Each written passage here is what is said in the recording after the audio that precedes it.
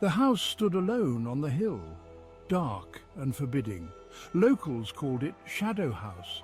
They said it was haunted. No one dared to go near it. The old house had a dark history. People whispered about tragedy and madness. Some said the house was cursed. They said evil lingered there, waiting. Mark was different. He wasn't afraid. He loved a good scare. He scoffed at the local legends. He thought they were just stories. One chilly October night, Mark made a bet with his friends. He dared to enter the shadow house. He would spend the whole night inside, alone. His friends laughed. They didn't believe he would do it. The old iron gate creaked open. Mark stepped onto the overgrown path. He felt a cold shiver run down his spine. The air grew heavy. It was hard to breathe. He reached the front door. It was half open. He pushed it with a groan. The smell hit him first, musty and damp, like something long dead.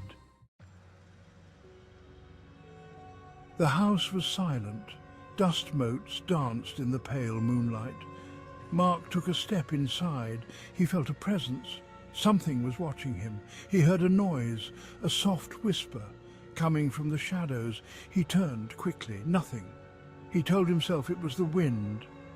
But he couldn't shake the feeling he was not alone. Mark explored the house. Each room was dark and dusty. Cobwebs hung from the ceilings. He felt uneasy, like he was being watched. He entered a large living room. He saw something move in the shadows.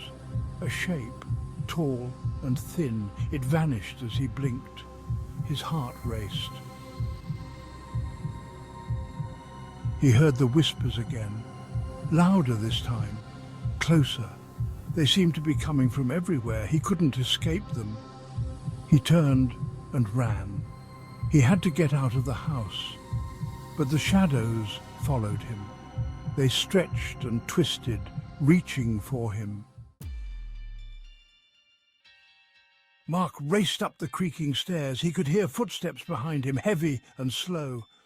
They were getting closer. He reached the top of the stairs. He looked back. There was nothing there. But he could still hear the footsteps. They were coming from the attic. He pushed open the attic door. The air was thick with dust. He could see nothing in the darkness. He fumbled for his lighter. Click! The flame flickered to life. He held it up. He gasped and stumbled back. Two eyes glowed in the darkness, red and malevolent. They were watching him. Mark threw the lighter. It fell to the floor, plunging the attic back into darkness. He turned and ran. He didn't know where he was going. He just had to get out. He raced down the stairs, his heart pounding in his chest.